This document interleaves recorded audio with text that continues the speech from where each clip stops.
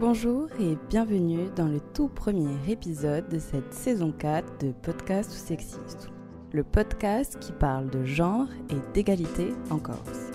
Je suis Audrey Royer et je suis ravie de vous retrouver pour parler de tout nouveaux sujets sous le prisme du genre et de manière pluridisciplinaire. Aujourd'hui, nous avons souhaité partir sur un format hybride pour parler de l'homme corse. Le mythe, la réalité, les stéréotypes et les coutumes.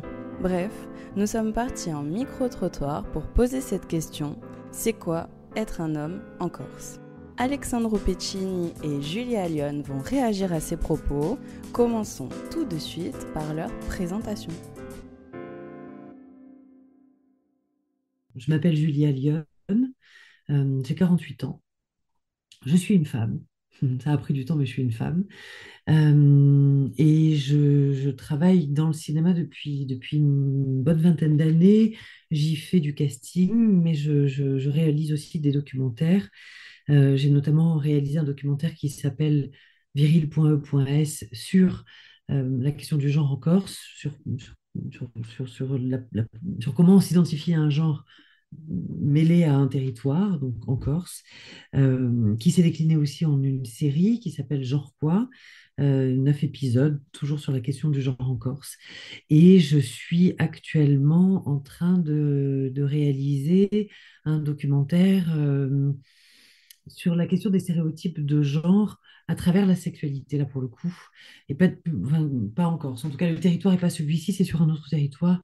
Je voulais aller dans un territoire où la pratique des travailleuses du sexe et travailleurs du sexe était une pratique fréquente.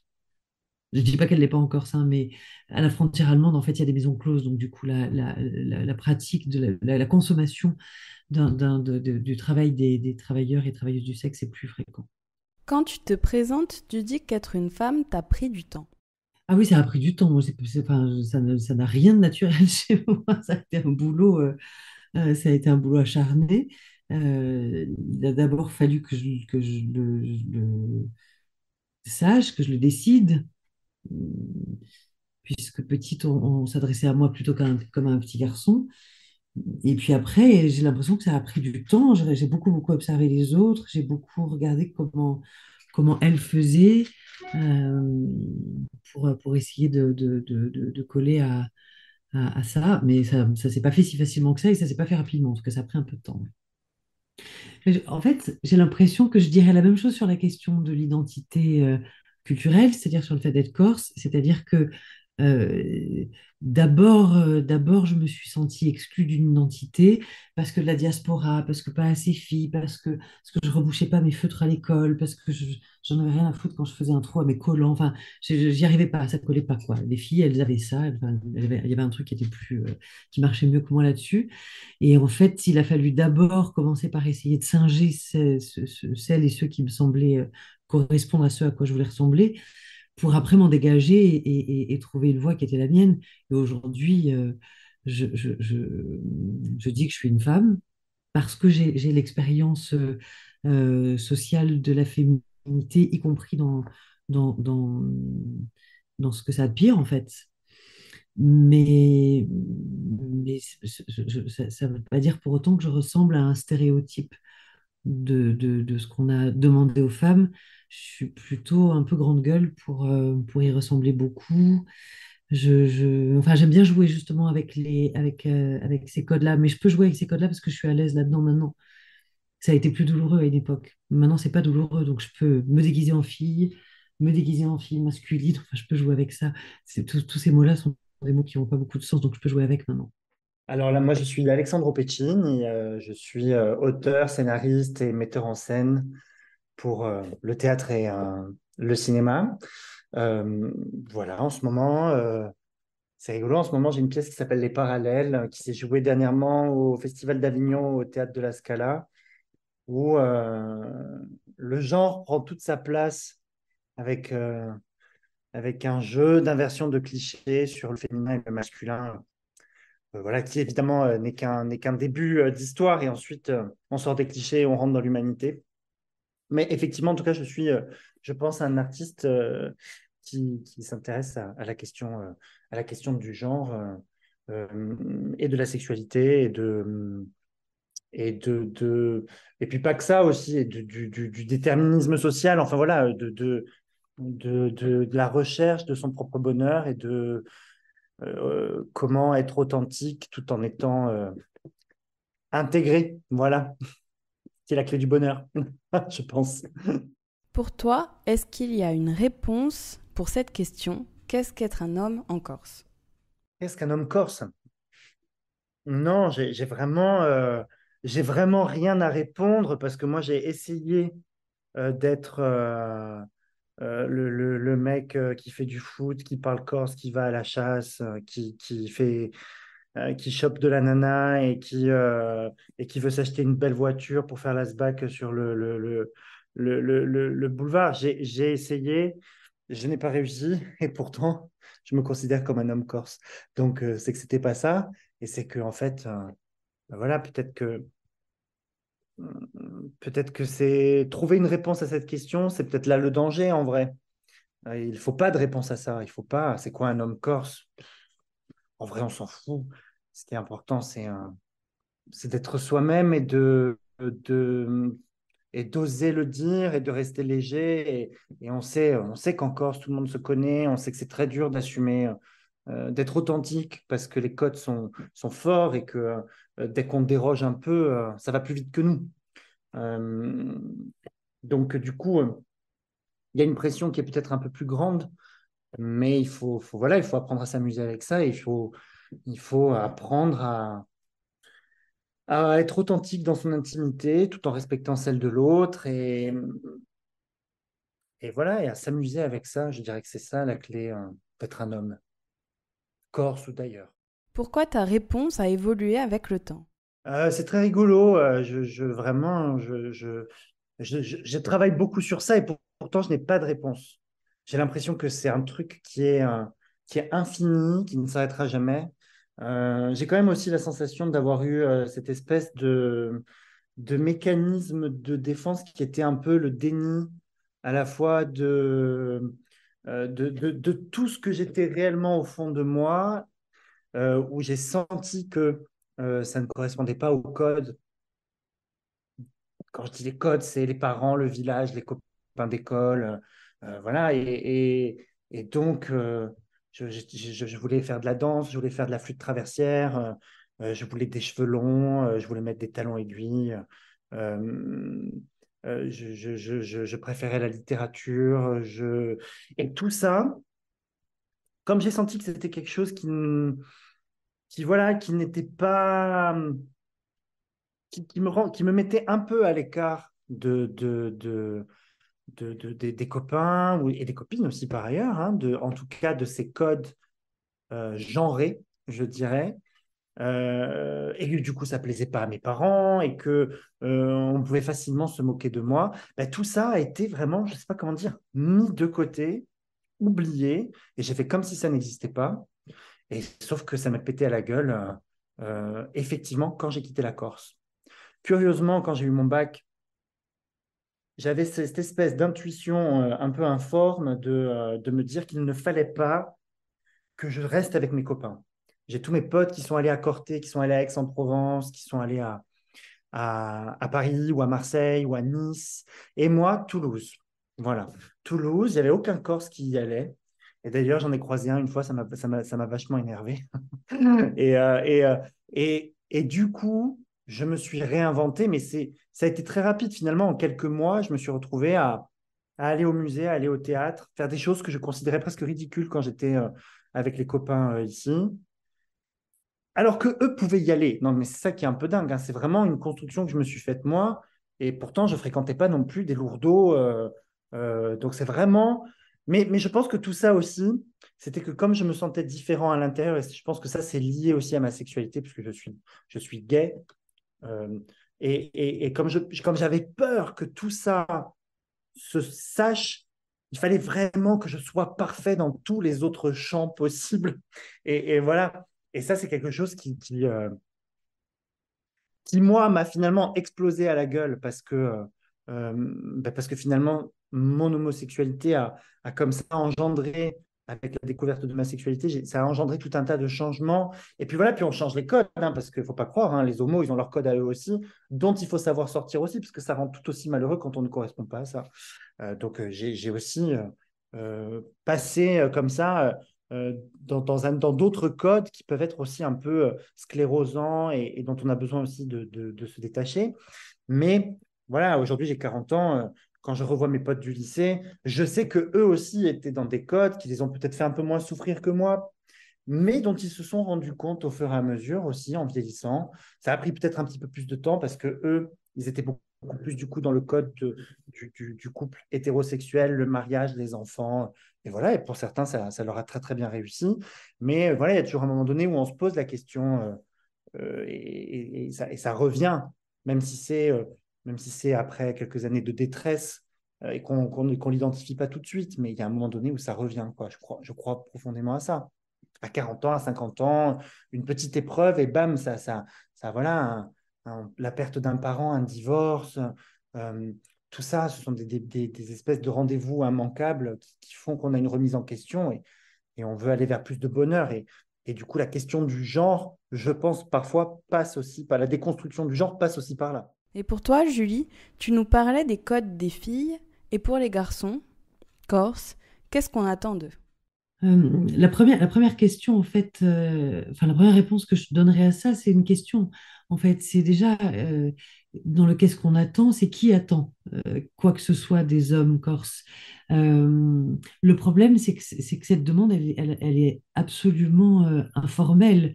S'il y avait un code, un vrai code d'honneur, alors ça irait, mais finalement, la dévirilisation des hommes corses, elle date pas. Enfin, le fait qu'on dise aux hommes encore soyeurs hein, qu'ils sont dévirilisés par, euh, par la puissance des femmes, par l'industrialisation, ou que sais-je. C'est tout le temps, en fait. Déjà, le mythe de Colomba, il repose sur ça. Donc ça, c'est pas nouveau du tout. Moi, je crois que le patriarcat, s'il faut lui donner un nom, que le patriarcat assigne des rôles aux filles et aux garçons, qui sont des rôles différents. Et là, pour le coup, que ce soit en Corse ou ailleurs, c'est strictement la même chose.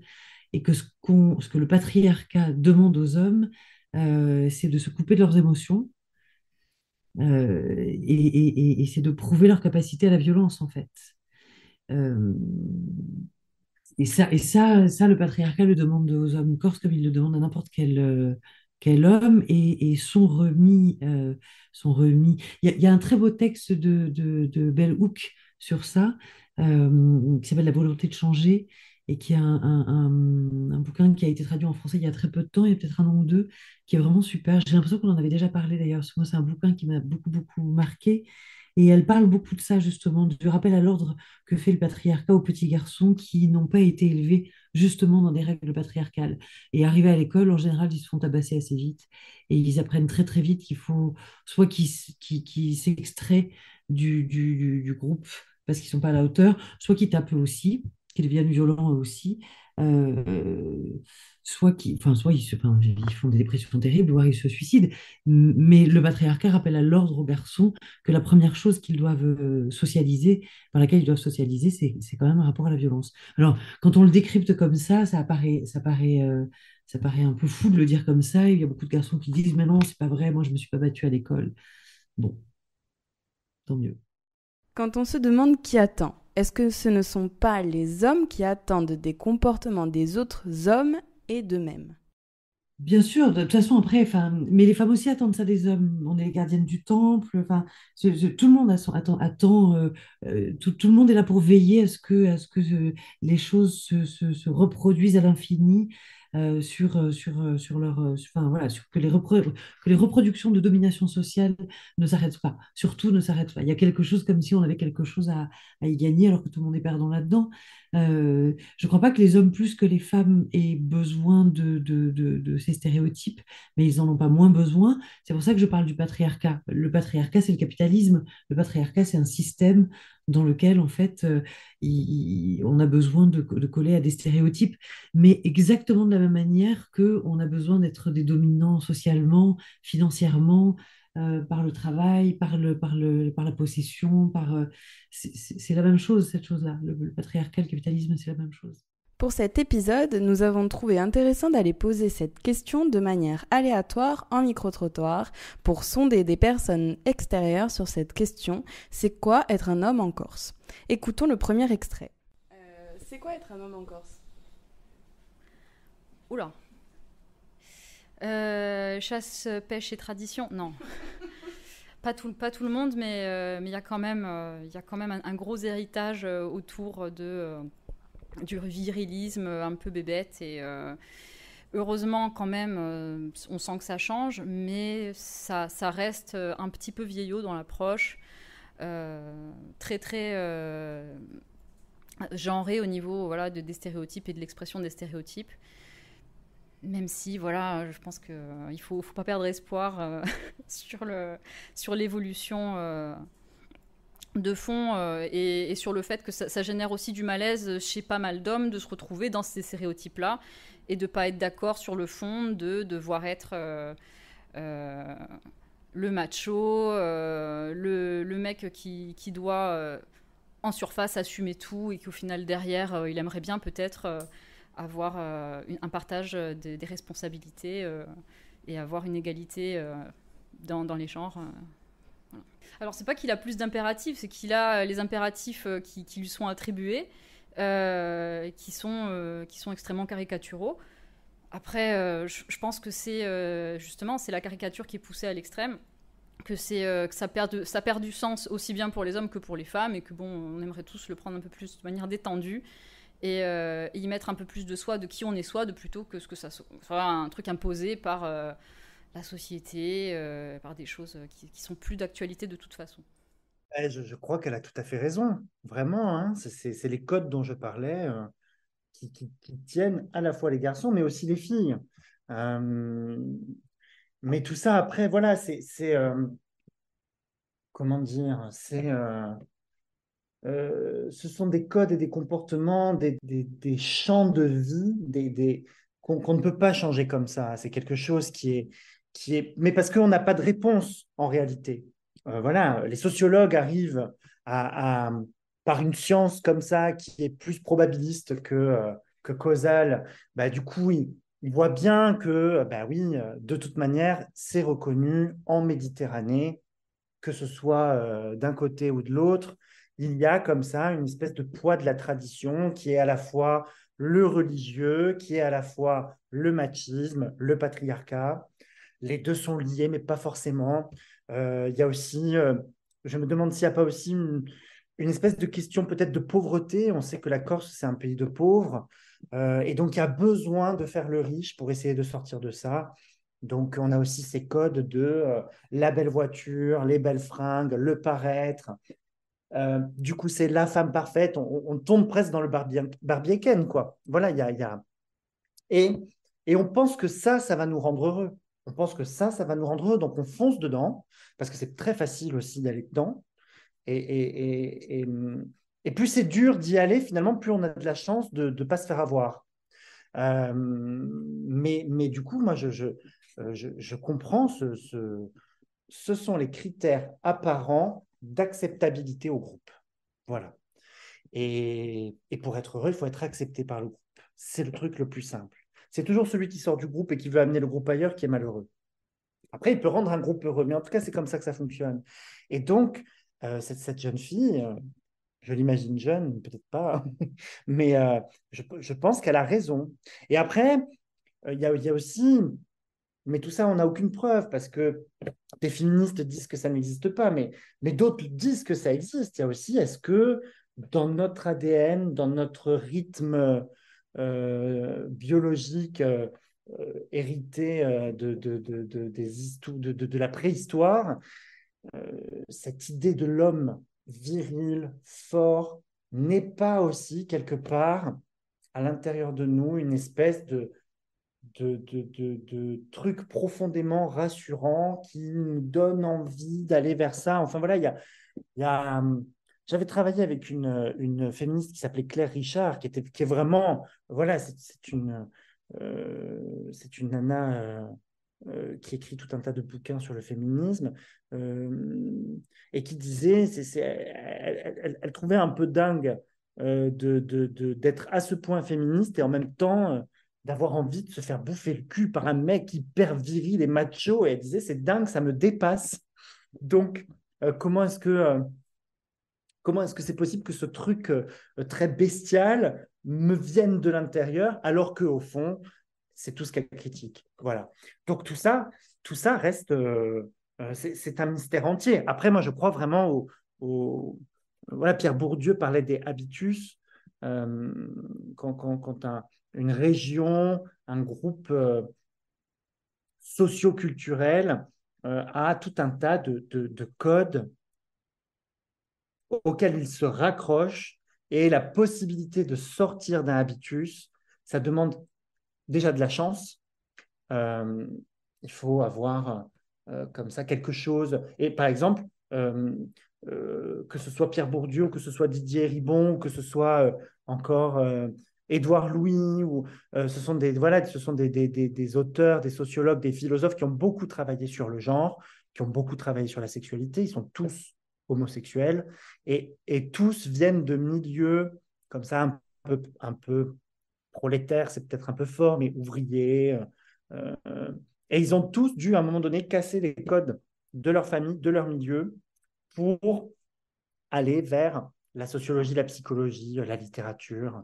Et tout ça, ça leur a demandé de s'éjecter de leur propre milieu. Et l'homosexualité a été une facilité. Finalement, il y a tellement un truc à l'intérieur d'eux qui les a sortis de leur groupe, qu'ils ont été obligés d'aller ailleurs. Et ils ont pu, du coup, eux-mêmes avoir la propre analyse de ça. Et voilà, et ça devient du coup des transfuges de classe qui ont la possibilité de parler de ça. Mais aujourd'hui, en Corse, et je pense que quand cette jeune fille parle de pêche, de tradition, de chasse, elle parle d'un certain milieu ouvrier. Voilà. Si on prend les intellectuels de Bastia ou des grandes villes ou des milieux où il y a de l'argent, ce ne sont pas des gens qui vont à la chasse et à la pêche. Ce sont des gens qui prennent l'avion, qui visitent, qui vont au Portugal, qui vont au théâtre. Et je veux dire, le théâtre de Bastia est rempli à chaque représentation. Donc, il y a aussi des gens qui ne sont pas dans ça. Mais on est quand même aussi une région qui est encore rurale, et je pense que voilà, ça traîne aussi à cause de ça. Il semble intéressant de s'attarder un peu sur cette notion des habitus de Pierre Bourdieu. En effet, il s'agit en sociologie d'une manière d'être, d'une allure générale, d'une tenue, d'une disposition d'esprit. Selon Pierre Bourdieu, il existe 2 types d'habitus. Le premier est enseigné à l'école et est proche de celui inculqué par la famille au sein du milieu social, qui est l'habitus de classe, qui se caractérise par des schémas de perception et d'appréciation communs à une classe sociale. Le deuxième est l'intériorisation des structures du monde social qui permet aux individus de produire le comportement correspondant à ce qui est attendu d'eux par le contexte social sans avoir à y réfléchir.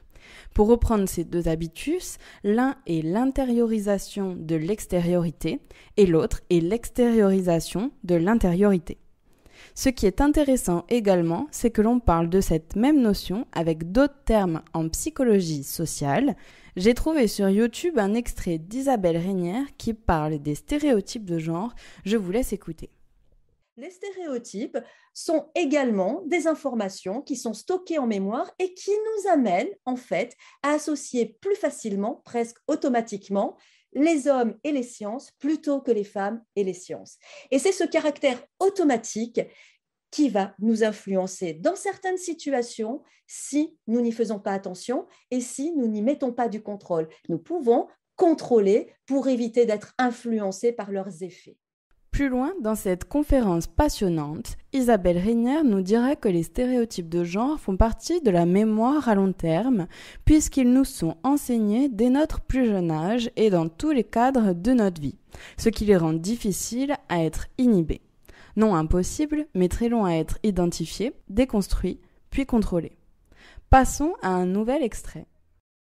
Alors, pour commencer du coup à répondre aux questions sur qu'est-ce qu'être un homme en Corse, est-ce que c'est différent d'être un homme en Corse que sur le continent? Je pense déjà que être un homme, c'est déjà respecter des valeurs qu'on a apprises, notamment quand on était petit, éduqué par nos parents, comme par exemple la valeur du respect, voilà, entre chacun et plein d'autres valeurs, mais voilà, les respecter et s'y tenir. Ensuite, en second point, je dirais d'assumer et d'assurer les responsabilités qui nous tombent dessus dans la vie, bien sûr, au fur et à mesure. Quand on commence à travailler, on commence à avoir des responsabilités soit liées au travail, soit liées à une vie de famille. Voilà. Pour ces deux premiers éléments de réponse, bien sûr, ça s'applique également chez les femmes. Donc là, j'ai plutôt répondu en fait à qu'est-ce qu'être un adulte finalement. Mais pour différencier du coup peut-être un petit peu l'homme de la femme, en troisième et dernier point, je pense que même si la femme peut porter également ce rôle-là, bien sûr, mais je pense que c'est un rôle qui est prédominant chez l'homme, c'est d'avoir un rôle, je dirais, protecteur auprès des autres, auprès de son entourage, auprès de sa famille. Voilà, vraiment avoir ce rôle de protection s'il arrive quelque chose au sein de son entourage, que c'est lui qui prend les devants à ce niveau-là. Voilà, en tout cas, c'est l'image, moi, de ce que je me fais d'être un homme. Et donc, il n'y a pas de différence entre être un homme ici ou ailleurs. Quand tu demandes à quelqu'un qu'est-ce qu'être un homme en Corse, euh, la réponse, elle est quand même, j'ai l'impression qu'elle vient assez rapidement. Je ne sais pas si elle vient naturellement, mais en tout cas, elle vient très rapidement. Des rôles à tenir, en fait. Comme si ça, c'était quand même une évidence pour tout le monde, sans qu'il y ait à y réfléchir. Un homme, ça a un rôle à tenir, une femme, ça a un rôle à tenir. Et ça, il n'y a même pas besoin d'y réfléchir pour que ça nous vienne. Et sans réfléchir, il nous vient des réponses à ça qui sont, alors oui, sans doute des stéréotypes, mais n'empêche que tout le monde dit à peu près la même chose. Donc, c'est pas seulement des stéréotypes parce que c'est des clichés, c'est des stéréotypes parce que c'est une réalité tellement évidente qu'on est obligé de l'annoncer. Ça m'a quand même, ça me frappe quand même quand on le met comme ça en série, parce que, parce que finalement, personne ne dit j'en sais rien. Et, finalement, la réponse qu'on donne, c'est à quoi on est soumis. Et ça, on est soumis, à quoi on est soumis, on le sait parfaitement bien, de façon instantanée. Il y a aucun doute sur ce qu'on attend de nous, en fait, aucun doute. Et ce qu'on attend des hommes, c'est la chose qui revient, j'ai l'impression, un peu le plus souvent, c'est l'idée d'être protecteur, alors protecteur des femmes, protecteur des familles, protecteur de la nature, mais c'est comme si la blague qu'on se racontait, c'est qu'on demandait aux hommes d'être forts au lieu d'être brutal ou violent pour pouvoir protéger les autres. Mais ce qui se passe dans la réalité, c'est qu'à force d'imposer aux hommes d'être violents, d'être brutal, de se couper de leurs émotions et d'apprendre à se battre et de supporter les coups, en fait, la seule chose dont ils étaient capables, c'est de bousiller la nature, de tabasser les femmes, de quitter les familles. Alors évidemment, j'exagère quand je dis ça, parce que tous les hommes quittent pas leur famille et tabassent pas les femmes, mais c'est quand même toujours les hommes qui font ça, c'est pas les femmes qui font ça, de façon tellement massive que c'est résiduel les femmes qui le font.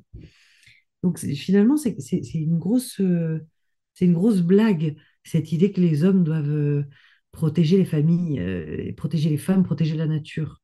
Euh, les hommes aux commandes, là, ils ont tué la planète, en fait. Et c'est plutôt les hommes qui ont fait ça, c'est pas les femmes, hein. Donc voilà, et puis prendre en charge les familles, prendre en charge. J'ai lu il y a un jour ou deux de ça des statistiques qui disaient que je crois quelque chose comme 40% des pensions alimentaires ne sont pas versées par les pères de famille. Donc, protéger les familles, protéger les femmes, au-delà même des coûts, hein, ben c'est une bonne blague en vrai, hein. Les personnes qui protègent les familles, qui protègent la planète, qui protègent ben, c'est les femmes, c'est pas les hommes. Donc, je ne crois pas qu'il soit demandé ça aux hommes, en fait. Je crois qu'il est demandé aux hommes complètement autre chose que ce qui est annoncé dans les 5 extraits là. Et ça me fait beaucoup rire aussi d'entendre à quel point on associe tout de suite l'injonction à la masculinité avec le fait d'aller à la chasse, le fait de jouer au foot. En fait, tout ça, ça s'appelle des divertissements quand même. Oh, c'est quand même dur. Puis aller au comptoir, d'aller picoler entre eux, de chanter des chansons joyeuses entre eux, de se tripoter tout le temps, en se battant, de jouer au foot. Oh là là, quand même, c'est des injonctions terribles. Les extraits ne sont pas réellement des impératifs de genre, mais plutôt ce que l'on croit qu'ils sont, ce que l'on voudrait qu'ils soient. C'est une des conséquences aux injonctions à la masculinité. C'est une des conséquences d'aller jouer au foot et aller à la chasse et protéger sa famille. En réalité, on ne demande pas aux hommes de protéger leur famille. On demande aux masculins, aux petits garçons dans la cour de récré, d'être capables de se battre. Et celui qui n'est pas capable de se battre, il ne fait pas partie du groupe des dominants. Enfin, c'est simple comme, c'est vraiment bête comme chou. Tu peux un peu t'en sortir si tu as beaucoup d'humour euh, ou beaucoup d'argent. Bon, mais sinon, enfin, beaucoup d'argent et t'es pas capable de te battre et t'as pas d'humour, en général, tu te fais tabasser. Hein. C'est ça qui est demandé aux garçons, c'est de savoir se battre, c'est d'être violent, c'est tout. Et après, ils ont des espaces pour pouvoir exercer cette violence-là de manière socialement supportable. Le foot, la chasse, le comptoir. Mais il n'est pas demandé aux hommes d'aller au comptoir, il est demandé aux hommes d'être capables d'être violents et brutaux. C'est quoi être un homme en Corse? Pour moi, c'est vraiment le fait de ne pas montrer ses émotions qui peuvent être intimes et qui peuvent être perçues comme de la faiblesse, à tort bien sûr, mais pour moi, un homme en Corse, il ne doit pas montrer qu'il est triste, il ne doit pas montrer qu'il est seul, il ne doit pas montrer qu'il est malheureux. À l'inverse, par contre, il doit vraiment être sûr de lui tout le temps. Il doit toujours être maître de ses émotions, montrer que dans sa vie ça va bien, qu'il a plein d'amis, qu'il a plein d'argent. Ça, pour moi, c'est le syndrome Instagram, quoi. C'est-à-dire que l'obsession du bonheur, ça devient primordial. Il faut à tout prix être heureux. Ça, et donc, on est heureux, ça veut dire qu'on ne se plaint pas, parce que si on se plaint, on attire des malheurs. C'est la loi de l'attraction, c'est le développement personnel, c'est toutes ces choses qui, attention, hein, ça peut, à un moment donné, on peut prendre conscience de tout un tas de trucs et on peut, je crois, grâce à des exercices ou grâce à une psychanalyse ou une psychothérapie, comprendre des choses sur soi, changer ses habitudes. Changer ses habitudes, c'est changer son comportement. Changer son comportement, c'est changer ses émotions. Voilà, tout ça, moi, j'y crois quand même beaucoup. Il faut le faire quand on a quelque chose qui nous dérange, mais effectivement, je crois que euh, il y a un moment donné où, comme ça, croire que l'on est, il dit, il faut montrer qu'on est maître de ses émotions, maître de soi-même. Ça n'existe pas, cette maîtrise-là, c'est un leurre. C'est quelque chose, il faut accepter qu'on ne maîtrise pas tout. Euh, c'est très vieux, là, ce que je vais citer, c'est Épictète, je crois que c'est le 4e siècle avant Jésus-Christ, qui était un esclave, qui a été un des premiers philosophes euh, et qui dit le malheur des hommes, c'est de ne pas savoir différencier ce qu'il est capable de changer et ce qu'il est incapable de changer, et de passer sa vie à essayer de changer ce qu'il est incapable de changer et de ne pas changer ce qu'il pourrait changer. Voilà. Et ça, c'est vrai. Il y a des choses qu'on ne peut pas changer et il y a des choses qu'on peut changer. Et parfois, la colère, la tristesse, l'émotion comme ça un peu négative, il faut la laisser sortir. Et c'est vrai que malheureusement, en Corse, il y a une espèce de tenue à avoir. Ça fait très comptoir, ça. Il faut être au comptoir, il faut tenir le comptoir, quoi. Et il a raison. Et c'est vrai que il faut tout le temps aller bien. Aujourd'hui, il faut tout le temps aller bien. Et les gens qui vont pas bien, on les met un peu de côté parce qu'ils sont saoulants, parce qu'ils abîment notre bonheur, parce qu'il y a cette théorie aussi où on dit qu'on ressemble aux 5 personnes qu'on fréquente le plus. On gagne à peu près autant qu'eux, on a à peu près le même niveau de bonheur qu'eux. Et en fait, du coup, c'est presque, du coup, quand il y a une personne qui nous fait baisser en moyenne, il faut la virer pour aller trouver quelqu'un qui nous fait monter. Et ça, c'est un peu dingue. Et il y a des gens qui se font payer en coaching pour t'expliquer ça, quoi. Très cher par ailleurs. Oui, oui. Mais ça, encore une fois, je trouve que c'est pas être un homme, c'est être aussi une femme. Voilà. c'est être aussi une femme. J'ai l'impression que c'est pire une femme, hein, parce qu'il en plus, il faut être maman parfaite.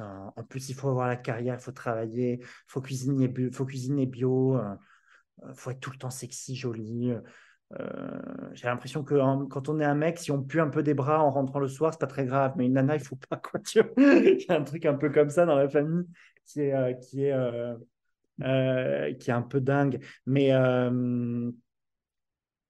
ouais, j'ai pas grand-chose à dire à ce qu'il dit. Mais en tout cas, après, l'argent, le paraître par rapport à ce qu'on disait sur l'argent, euh, ça, je crois que ça nous ronge bien plus que ce qu'on veut admettre. Parce qu'on a honte de la pauvreté. La pauvreté, c'est une condition qui est qu'on nous impose et qui est peut-être une des hontes les plus difficiles à gérer parce qu'elle est difficilement identifiable. On se l'avoue aussi difficilement. Et c'est compliqué hein, en Corse particulièrement, je crois, de dire j'ai pas d'argent, quoi. J'ai pas d'argent. Euh, et il y a tout ce cliché d'ailleurs sur le pinsoud ou qui ne paye pas sa part de l'addition, mais là je te parle d'un apéro ou d'un resto, qui va aux toilettes au moment où l'addition arrive. Et c'est vrai qu'en Corse, tu en as toujours trois qui jettent leur billet de 100 euros alors qu'on doit que 27 euros, quoi. Et tu vois, c'est rare, hein. C'est des gens qui se battent pour payer. Il n'y a pas beaucoup d'endroits. Et c'est vrai qu'en Corse, ça y est. Et pourtant, vraiment, j'ai des exemples de gens qui sont capables de jeter leur billet de 100 euros pour payer la bouteille, mais qui derrière galèrent avec leur crédit, leur voiture. Et ça, vraiment, je pense que c'est parce que la pauvreté et le paraître, c'est quelque chose de fort. Mais je pense que là, je peux englober toute la Méditerranée. Toute la Méditerranée. J'ai vu ça à Marseille, j'ai vu ça à Nice, j'ai vu ça en Algérie, j'ai vu ça en Italie, j'ai vu ça en Espagne. Euh, et c'est quelque chose, par exemple, que je ne voyais pas du tout à Toulouse, que je ne voyais pas du tout dans le sud-ouest, où le niveau où on est plus en phase avec son niveau de vie et on a d'autres priorités, je dirais. Ça contribue aussi aux différences de genre. Hein. Les filles ne veulent pas sortir avec un mec qui paye pas tout, quoi. Alors là, moi, j'ai 40 ans, mais je me demande si les jeunes filles de 18 ans, entre copines, oui. Mais est-ce que quand il y a des mecs, est-ce qu'elles se font toujours inviter? Ou est-ce qu'elles envoient chier le mec en disant non, je mets ma part de la bouteille? Et après, oui, c'est pénible, il faut payer. Bon, je pense que c'est un peu en train de passer là avec la crise qu'on vit là et financière. J'ai l'impression qu'il y a plein de mecs qui payent moins là quand même. Ça, c'est le premier truc qui va sauter, ce truc-là. Moi, je dirais qu'il doit avoir un rapport à la terre, à la préservation de sa terre au sens large, qui soit assez fort, dû à la spécificité du Nil, hein, tout simplement, qui soit soucieux et attentif à la fragilité de cette île. Alors, sinon, sur les stéréotypes, on a l'impression que de l'extérieur, parfois, on peut voir l'homme en Corse comme quelqu'un de fermé, mais je pense que c'est un stéréotype. C'est dû aussi peut-être au résultat de certaines élections. On voit une extrême droite très présente chez nous, y compris dans le domaine rural, donc ce qui interpelle et qui questionne. Mais je pense pas que dans la réalité, ça soit non plus le cas. Je pense qu'au contraire, on tend vers l'ouverture. Enfin, en tout cas, dans l'idéal, il faudrait être très ouvert. Les personnes qui remettaient un tout petit peu en question justement ces injonctions, c'était plutôt des garçons. Et que, enfin, les filles, elles parlaient tout de suite je crois que les deux, elles ont dit, il y a deux filles qui parlent, trois garçons qui parlent, les deux, elles ont dit, c'est d'avoir des couilles quand même. C'est quoi un homme corse? Oh putain.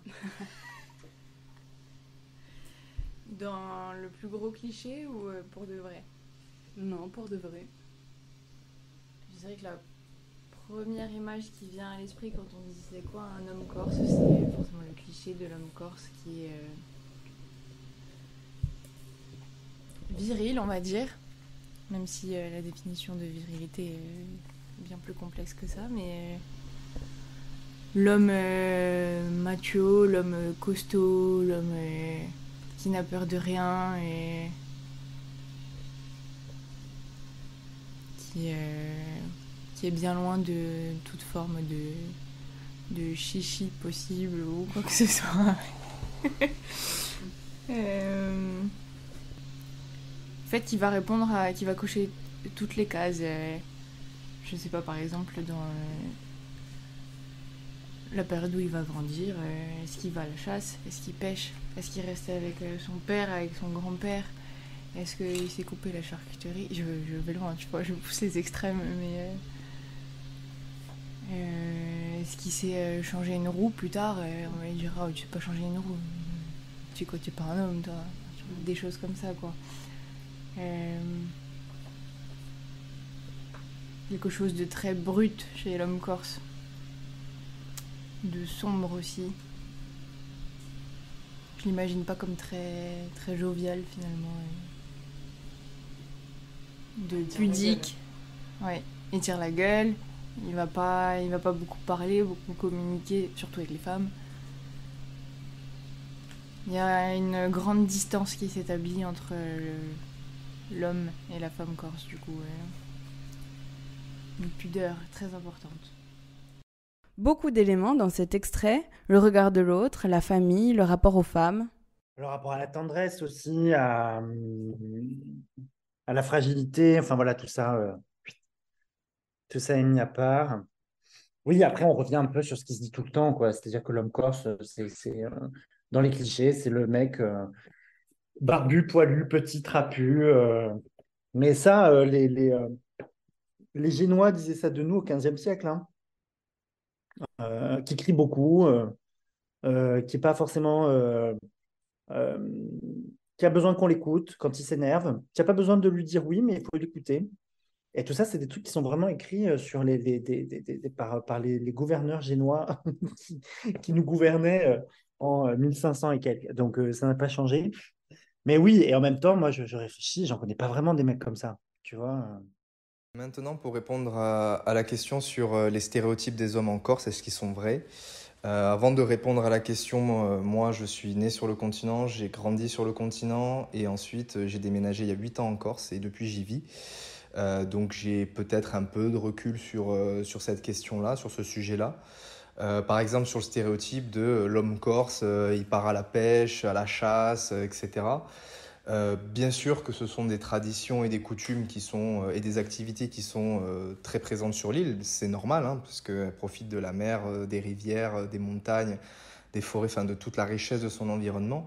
Mais ça ne veut pas dire non plus que tous les Corses pratiquent ces traditions et ces activités-là.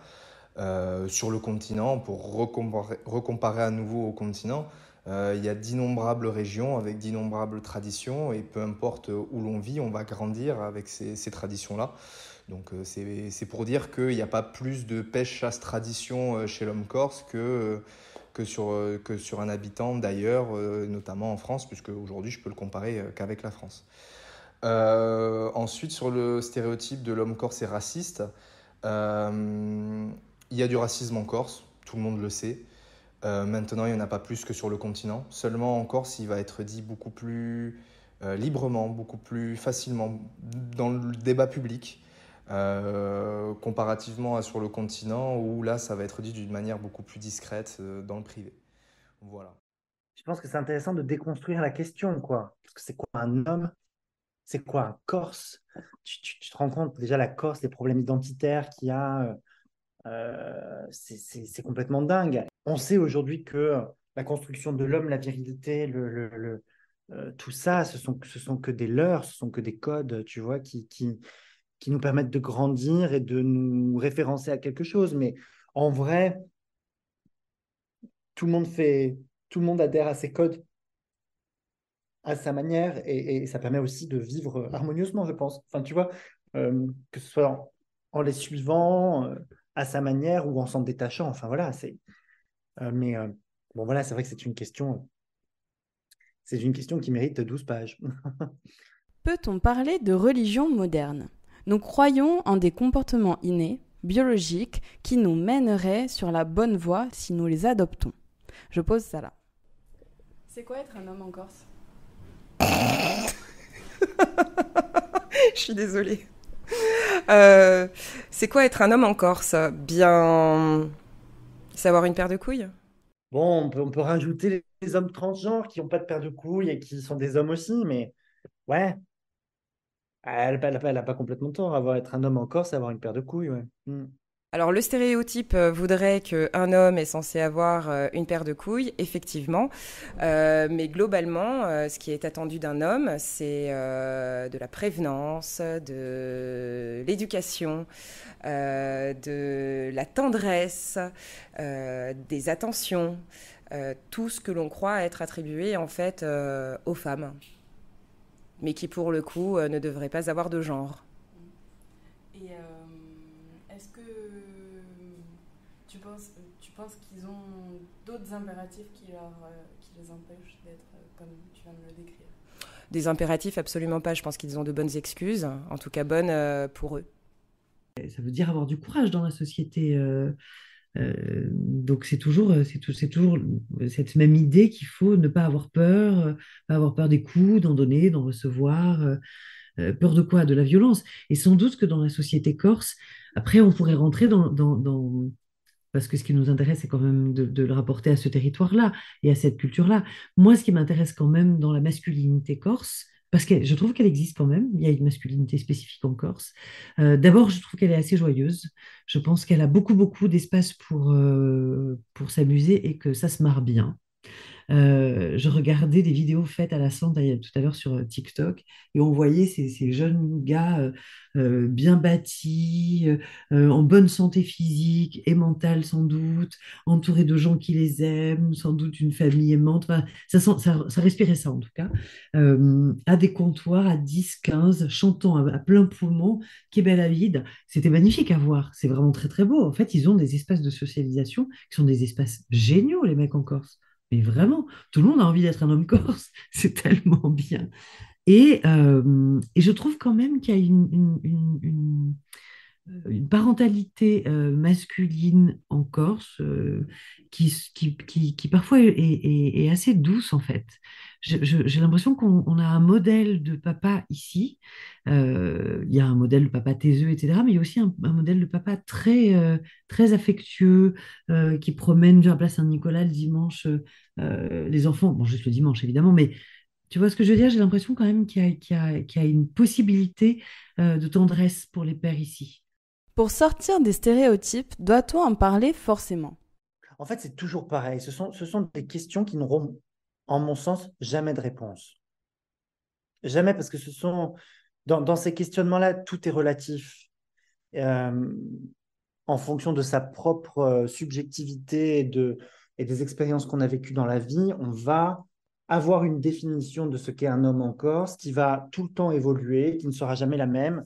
Et il faut accepter cette inconstance-là et il faut accepter que voilà, que peut-être un homme en Corse n'a pas de paire de couilles parce que ben moi, je connais quelqu'un qui a eu un cancer des couilles et en fait, il n'y en a plus qu'une. Ben, ça reste un homme. Enfin, non, mais c'est un peu con, tu vois, mais et on est bien content qu'il en ait gardé une. Par ailleurs, il a failli les perdre toutes les deux. Et on est bien content qu'il soit vivant aussi. Donc, voilà. Donc, voilà, tout est.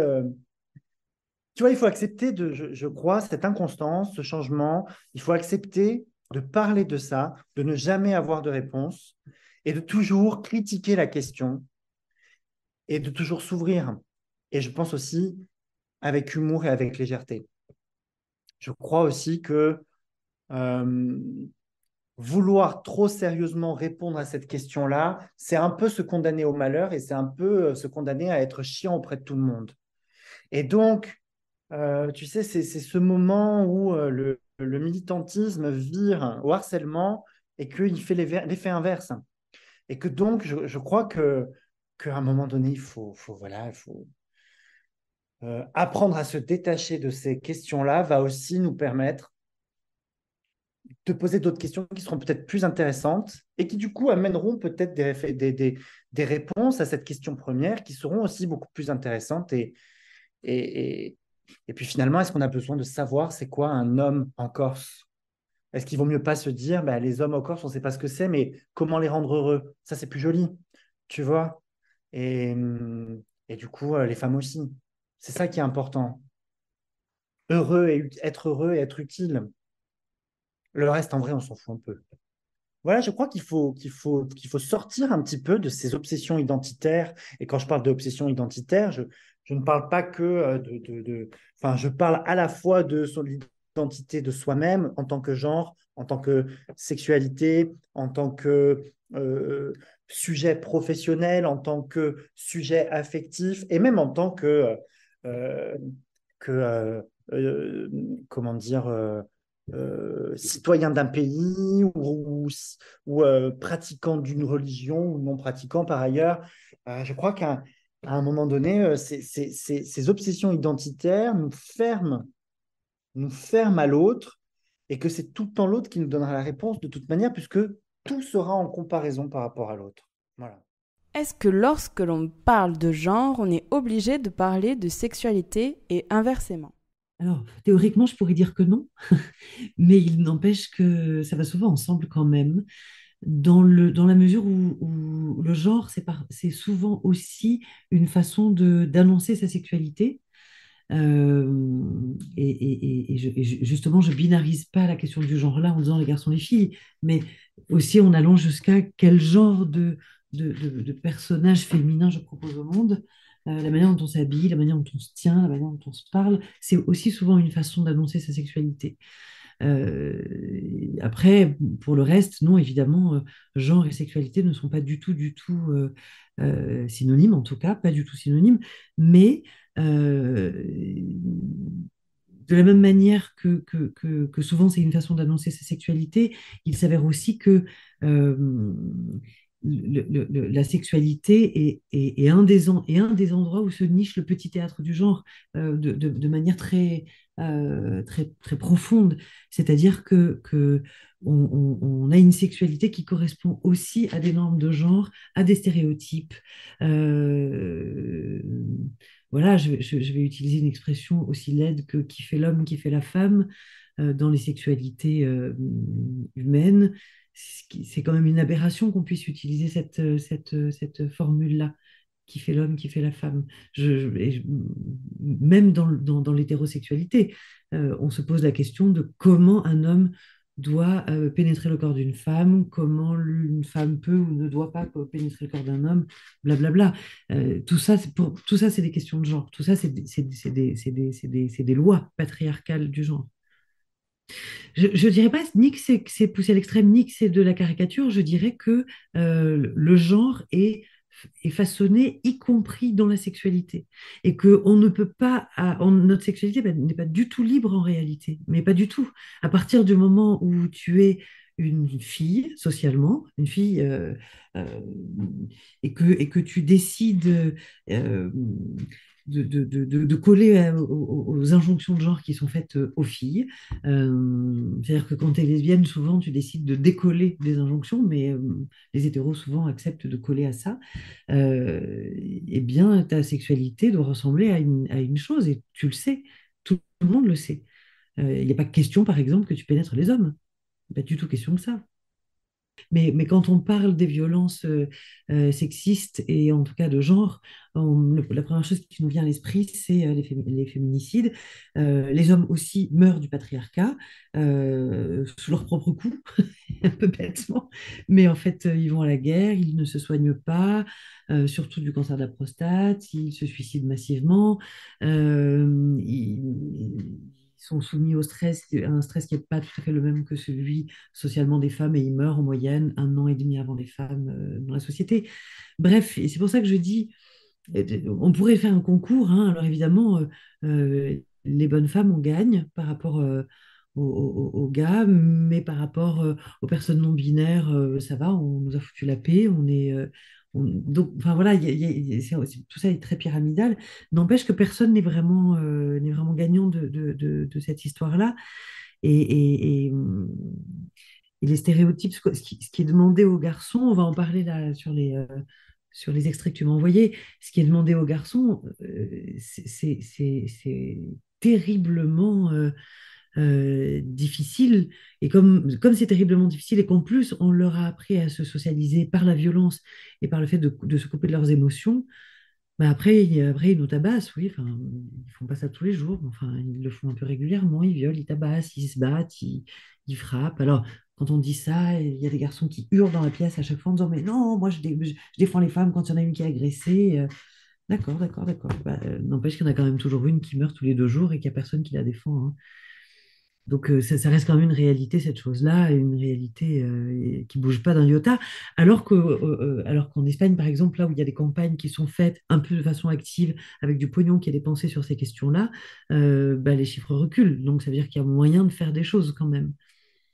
Bah, de toute façon, ce qu'on associe à ce qu'on appelle un homme, c'est la possibilité de pénétrer le corps d'une femme. C'est ça qui valide le fait que tu es un homme dans l'esprit de la plupart des gens.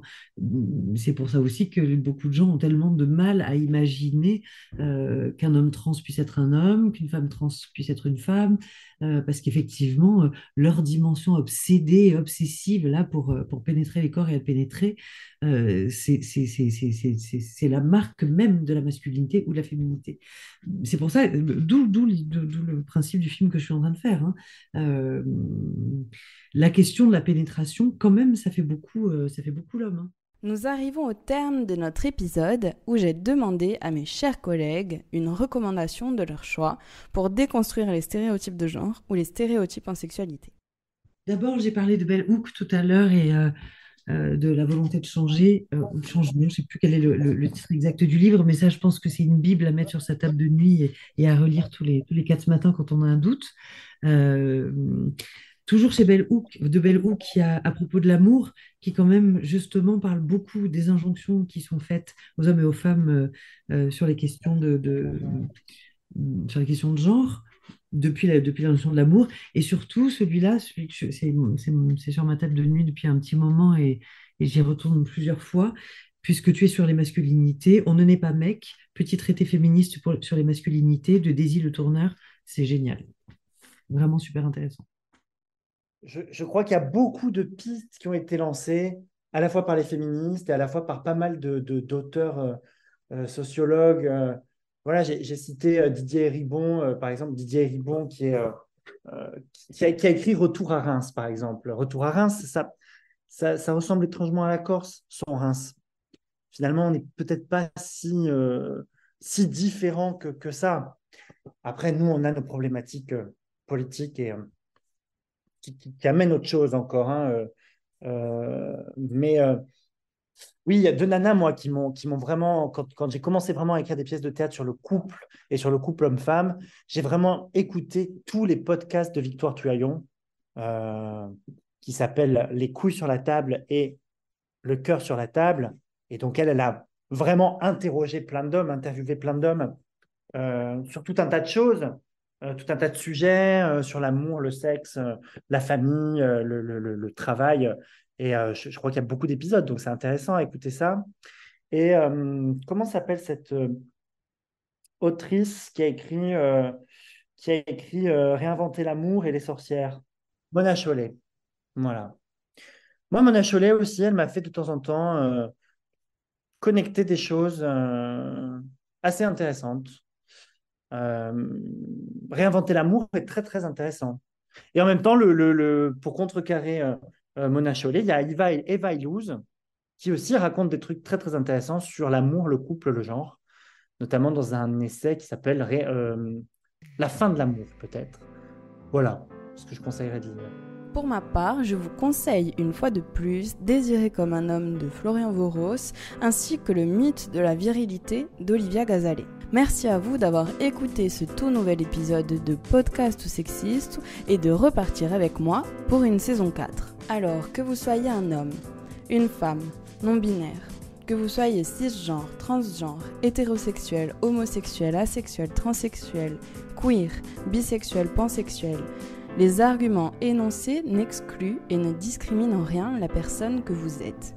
Via ce podcast, nous souhaitons libérer la parole, ouvrir la pensée et faire réfléchir sur les différents sujets liés au genre.